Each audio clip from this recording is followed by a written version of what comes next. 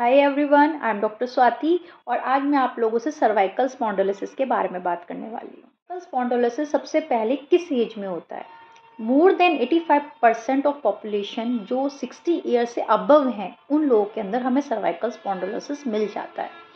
तो basically age related wear and tear disease कहा जाता है सर्वाइकल स्पॉन्डिल। अब इसकी रीजंस क्या क्या हैं, क्या कॉजेज हैं जिसकी वजह से ये होता है? तो सबसे पहले है हमारे पास डिहाइड्रेटेड डिस्क। अभी डिस्क क्या है? डिस्क होता है दो वर्टिब्रास के बीच का स्पेस में एक डिस्क होती है जो धीरे धीरे जैसे जैसे एज आने लगती है उसके हिसाब से वो श्रिंक होने लग जाती है, छोटी होने लग जाती है, ड्राई होने लग जाती है, जिसकी वजह से दोनों वर्टिब्रास के स्पेस जो होता है वो कम हो जाता है और उसकी वजह से फ्रिक्शन डेवलप होता है और उसकी वजह से पेन डेवलप हो जाता है। तो फर्स्ट रीजन जो होता है हमें सर्वाइकल स्पॉन्डिलोसिस में वो डिहाइड्रेटेड डिस्क की वजह से मिलता है। Second is herniated disc. Herniated disc में क्या होता है, एक डिस्क का जो बीच का जो वो है उसमें एक एक्सटीरियर पार्ट होता है, एक इंटीरियर पार्ट होता है। धीरे धीरे एज के साथ एक्सटीरियर पार्ट में क्रैक्स आने लग जाते हैं, तो जो इंटीरियर पार्ट में जो सॉफ्ट टिश्यूज हैं वो बाहर स्क्वीज कर जाते हैं, बाहर की तरफ उन क्रैक्स के थ्रू बाहर आने लग जाते हैं, जिसकी वजह से स्पेस कम हो जाता है, फ्रिक्शन डेवलप होता है, पेन होता है, समटाइम वो नर्व को कंप्रेस करने लग जाते हैं और उससे पेन शुरू हो जाता है। द थर्ड इज बोन स्पर्स। एक extra amount of bone develop हो जाती है चारों तरफ वर्क करने के लिए, तो वो क्या करते हैं, वो भी आपके नर्व्स को पेन करता रहेगा, आपके नर्व्स को पॉइंट करता रहेगा और उसकी वजह से टिंगलिंग, नमनेस, ये सारी चीज़ें मिल जाती हैं।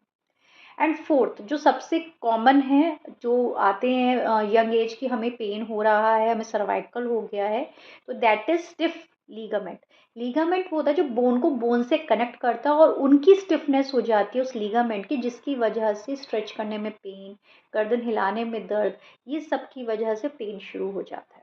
तो that is a four reason जिसकी वजह से हमको सर्वाइकल स्पॉन्डिलोसिस डायग्नोज करने में हेल्प मिलती है। ज़्यादातर एमआरआई में हमको हर्निएटेड डिस्क मिल जाता है और बोनी स्पर मिल जाता है, सबसे ज़्यादा कॉमन है डिहाइड्रेटेड डिस्क और सर्टेन लेवल पे ही मिलता है। अब इसके सिम्टम्स देख लेते हैं हम लोग। सिम्टम्स में क्या है?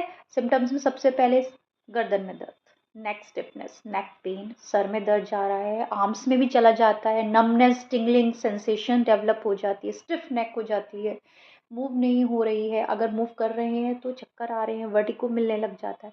तो ये because of that neck issue ये सारे पेन डेवलप हो जाते हैं। अब ये कॉमन हो गया है क्योंकि लोगों का जो लाइफस्टाइल है उसकी वजह से बहुत कॉमन हो गया है, लोग बैठ के काम करने लग गए हैं, लैपटॉप पे काम करते हैं सारे दिन, गर्दन नीचे रहती है जिसकी वजह से पेन डेवलप रहने लग गया है। डायग्नोसिस कैसे करेंगे? अब हम इसकी डायग्नोसिस कैसे होगी? तो डायग्नोसिस में क्या करना होता है, सबसे पहले हम लोग अगर जो सिम्टम्स बेस्ड है पहले आप मेडिकेशन उसी के अकॉर्डिंग कर सकते हैं। अगर हमको समझ में नहीं आ रहा है तो उसका होता है या तो आप एक्सरे करा लो, एमआरआई करा लो, और रिफ्लेक्स टेस्ट भी होते हैं इसके, मसल स्पाज्मिस्टी टेस्ट भी होते हैं, वो सबको डायग्नोज कराना होता है। उसके बाद हमें पता चल जाता है कि that is cervical spondylosis. So these are the things that we should include, or we should think before judging कि वो cervical spondylosis है। Thank you.